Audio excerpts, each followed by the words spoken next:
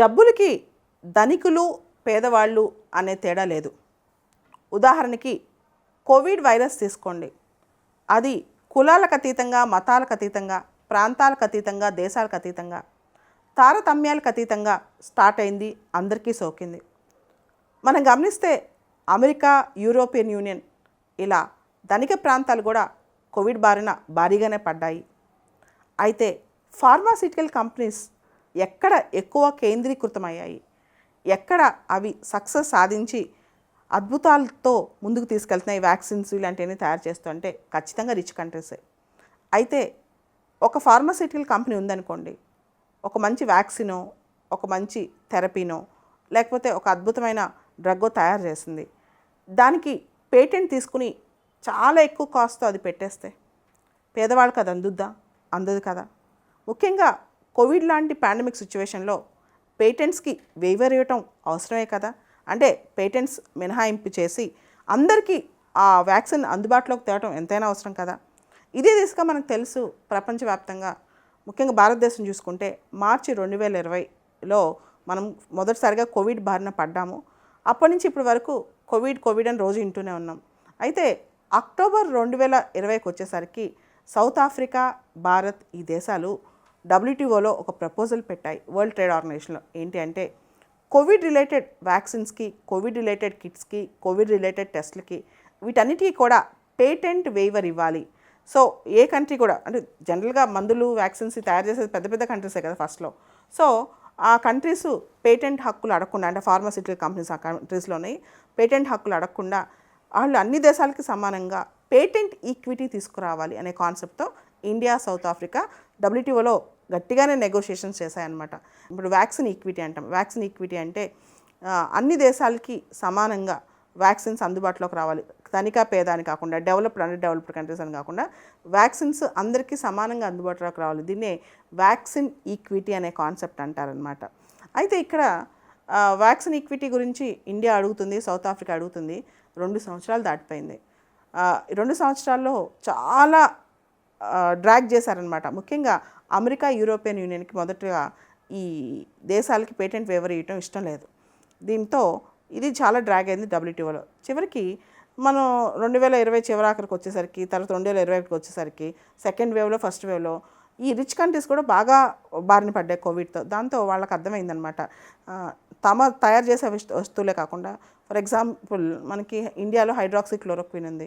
ఇట్లాంటివి కూడా ఆ దేశాలు తీసుకోవాల్సిన అవసరం వచ్చినప్పుడు అవి కూడా సరే కొంతవరకు సర్దుమణిగి ఇద్దాం అనుకున్నాయి. అయితే అమెరికాకు ఒక బాధ అనమాట. చైనా కనుక అమెరికా దగ్గర నుంచి ఇట్లాంటి వ్యాక్సిన్ టెక్నాలజీ లాంటివి తీసుకుంటే చైనా డంప్ చేస్తుందేమని చెప్పి ఈ వ్యాక్సిన్ ఈక్విటీలో మేము చైనాకి ఎటువంటి సహాయం ఇవ్వమని చెప్పి కూడా అమెరికా మధ్యలో కొన్నిసార్లు చాలా తటపండాయించింది కూడా. మొత్తానికైతే నిన్న WTOలో జెనీవాలో జరిగిన WTO 12వ మినిస్టీరియల్ మీటింగ్లో ఈ పేటెంట్ వేవర్ మీద ఒక తుది చర్చ జరిగి దాదాపు ఫలితం ఫైనలైజ్ అయిపోయిందనమాట. పేటెంట్ వేవర్ ఇద్దాం, కోవిడ్ రిలేటెడ్ వ్యాక్సిన్స్ కానీ, డయాగ్నోస్టిక్స్ కానీ, ఇతర టెస్టులకు కానీ, దానికి సంబంధించిన విషయాలు కోవిడ్ రిలేటెడ్, అది కూడా పూర్తిగా పర్మనెంట్గా కాదు, టెంపరీగా 5 సంవత్సరాలు మాత్రమే, టెంపరీగా 5 years అనమాట. అయితే ఈ వేవర్ అనేది కేవలం 5 years ఇస్తున్నారు. కానీ ఇక్కడ డౌట్ ఏంటంటే ఇప్పుడు almost Covid related vaccines supply చైన్లో ఎటువంటి ప్రాబ్లం లేదు, అందరికీ అందుబాటులోకి వచ్చాయి.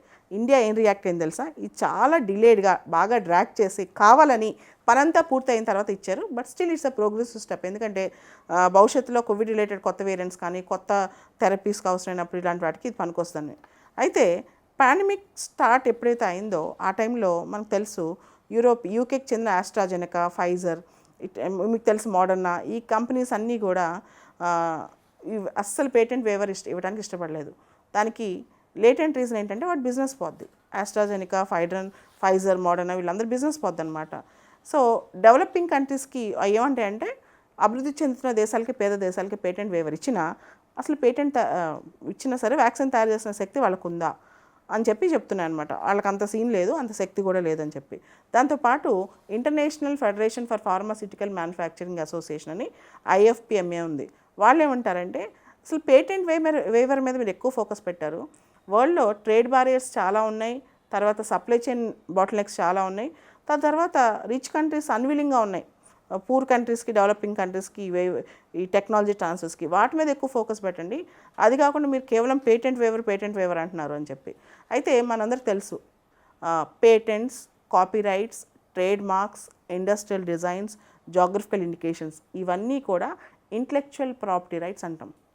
అంటే మేధో సంపత్తి హక్కులు ఏదైతే బ్రెయిన్ యూజ్ చేసి తయారు చేస్తారో, బాగా రీసెర్చ్తో వాళ్ళు తయారు చేస్తారో వాళ్ళు ఐపీ రైట్స్ క్లెయిమ్ చేసుకోవచ్చు అనమాట. దీనికి సంబంధించి WTO దీనిలో అండర్లో ఒక అగ్రిమెంట్ ఉంది, దాని పేరు ట్రిప్స్ అగ్రిమెంట్ అనమాట. ట్రిప్స్ అగ్రిమెంట్ అంటే trade related intellectual property rights. ఈ ట్రిప్స్ అగ్రిమెంట్లో కొన్ని సెక్షన్స్ నుంచి మినహాయింపు ఇవ్వాలి. సెక్షన్ 1, సెక్షన్ 4, సెక్షన్ 5, సెక్షన్ 7 ఈ 4 sections industrial designs, patents, copyrights వీటి గురించి డీల్ చేస్తాయి. వేవర్స్కి సంబంధించిన అంశాలని డీల్ చేస్తాయి అనమాట. సో ఈ వేవర్ ఇవ్వాలంటే WTO ఒప్పుకోవాలి. అంటే WTOలో ఉన్న మెంబర్స్ దాదాపు నిన్న శుక్రవారం రోజు 164 మెంబర్స్ WTOలో, మీకు తెలుసు, వాళ్ళందరూ కూడా దీనికి సంబంధించి చాలా వరకు ఒప్పుకున్నట్టే వచ్చింది. అయితే మీరు చూస్తే ఏ దేశంలో అయినా జనరల్గా పేటెంట్ రైట్ అంటే 20 సంవత్సరాలు ఉంటుంది. భారతదేశమే చూసుకుందాం, మనకు ఒక చట్టం ఉంది, పేటెంట్ యాక్ట్ 1970. దీన్ని ఇండియాలో పేటెంట్స్ని కంట్రోల్ చేసేది office of controller general of patents, designs and trade marks అనమాట. వీళ్ళు ఇండియాలో పేటెంట్స్ని చేస్తారు. మనం ఈ ఆఫీస్లో రిజిస్టర్ చేసుకుంటే ఇండియాలో పేటెంట్స్ మనం ప్రొటెక్ట్ చేసుకోవచ్చు. అంటే ఇట్స్ అ టెరిటోరియల్ రైట్. ఇతర దేశాల్లో మన ప్రోడక్ట్ తయారు చేసుకోకుండా లేదా మన ప్రాసెస్ కాకుండా ఉండాలి అంటే మనం ట్రిప్స్లో కూడా మనం రిజిస్టర్ చేసుకోవాలన్నమాట. అయితే patent is a legal right, కానీ ఎంతవరకు 20 years వరకే. ఆ తర్వాత అది ఓపెన్ అవుద్ది. కొన్ని కంపెనీస్ ఏం చేస్తాయో తెలుసా, ever greening of patent. Ever greening అంటే చిన్న మార్పు చేసి ఆ ప్రోడక్ట్లో కానీ ఆ ప్రాసెస్లో కానీ మళ్ళీ పేటెంట్కి అప్లై చేస్తాయి అనమాట. ఈ ఎవర్ గ్రీనింగ్ ఆఫ్ పేటెంట్ వల్ల చాలా పేద దేశాలకు నష్టం జరుగుతుంది. జనరిక్ డ్రగ్స్లో కూడా ఎఫెక్ట్ అవుతుంది అనమాట. దీనికి సంబంధించి ఆల్రెడీ ఇండియా ఒక పెద్ద కేసు కూడా ఫేస్ చేసింది, గ్లీవాక్ జెన్వాక్ కేసు అని. MNC కేసు అనమాట, నోవార్టిస్ డ్రగ్ సంబంధించిన కేసు. ఇది కూడా ఇండియా ఫేస్ చేసి ఇండియా గెలిచింది జనరిక్ డ్రగ్ తయారీలో. అయితే ఇండియా మీద ఒక చిన్న విమర్శ ఉంది. ఇండియానే కాదు, చాలా డెవలపింగ్ కంట్రీస్ ఇవి ఒరిజినల్గా ఒక ప్రోడక్ట్ తయారు చేయట్లేదు. ఇవేం చేస్తాయంటే రిచ్ కంట్రీస్ తయారు చేసిన, ఫార్మాసిటికల్ కంపెనీస్ తయారు చేసిన ఒక ప్రోడక్ట్ని తీసుకుని రివర్స్ ఇంజనీరింగ్, దాన్ని రివర్స్ ఇంజనీరింగ్ చేసి ఆ ప్రాసెస్ని కనిపెట్టి ప్రాసెస్ ఎక్కువ తయారు చేస్తున్నాయి. వీళ్ళు డైరెక్ట్గా ఇన్నోవేటివ్గా లేకుండా అక్కడ తయారు చేసిన వాటిని ఇక్కడ ఏం చేస్తున్నారంటే రివర్స్ ఇంజనీరింగ్ చేసి కొన్ని కనిపెడుతున్నారనమాట. ఇది కాకుండా ఒరిజినల్గా మనం ఇన్నోవేటివ్గా ఉండాలి, ఒరిజినల్గా మనం తయారు చేసుకోవాలని చెప్పి అంటారు. రిచ్ కంట్రీస్ ఫార్మాసిటికల్ కంపెనీస్ ఎప్పుడు ఇండియా లాంటి దేశాల మీద చేసే పెద్ద అభియోగం ఏంటంటే వీళ్ళు మా ప్రోడక్ట్స్ని కాపీ కొడుతున్నారు. ఎలా వీళ్ళు ఏం చేస్తున్నారంటే ఒక డ్రగ్ తీసుకుని, మేము తయారు చేసిన డ్రగ్ తీసుకుని వాళ్ళు దాన్ని రివర్స్ ఇంజనీరింగ్ చేసి వాళ్ళు మళ్ళీ అదే డ్రగ్ని ఇంకో పేరుతో తయారు చేస్తున్నారు. కాబట్టి మా పేటెంట్ హక్కులకు భంగం కలిగిస్తుందని అభియోగాలు కూడా ఉన్నాయి. కాబట్టి ఇండియా లాంటి కంట్రీస్ ఇప్పుడు ఇన్నోవేటివ్గా థింక్ చేసి ఇంకొంచెం బెటర్గా ఒరిజినల్ ప్రోడక్ట్స్ తయారు చేస్తే బాగుంటుందని చాలామంది ఊహిస్తున్నారు. ఓవరాల్గా COVID-19 వ్యాక్సిన్స్, ఇతర COVID-19 డయాగ్నోస్టిక్స్ సంబంధించిన పేటెంట్ వేవర్ మాత్రం గొప్ప విషయమే. కాకపోతే ఇది చాలా లేట్గా వచ్చింది. అక్టోబర్ 2020 ఇక్కడ, ఇది జూన్ 2022. ఇంకా వీటికి సంబంధించిన మోడాలిటీస్ అన్నీ అయ్యేసరికి ఇంకో 2-3 నెలలు పట్టవచ్చు కనీసం. ఇవన్నీ అయ్యేసరికి ఇష్యూ డెవలప్ అవుతుంది. ఆల్రెడీ COVID-19 వ్యాక్సిన్ సంబంధించి వరల్డ్ వైడ్గా వ్యాక్సిన్స్ బాగానే అందుబాటులోకి వచ్చాయి.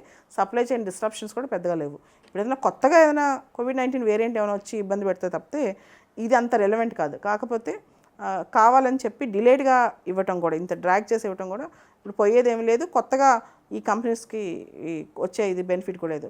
దాంతోపాటు అసలు ఈ పేద దేశాలకి, అభివృద్ధి చెందుతున్న దేశాలకి కోవిడ్ వ్యాక్సిన్స్ తయారు చేసేంత శక్తి ఉందా, పేటెంట్ వేవర్ ఇచ్చినా వీళ్ళకి అంత శక్తి ఉందా అనేది కూడా పెద్ద క్వశ్చన్ అనమాట. సో వీటన్నిటికీ ఆన్సర్స్ కాలమే చెప్పాలి.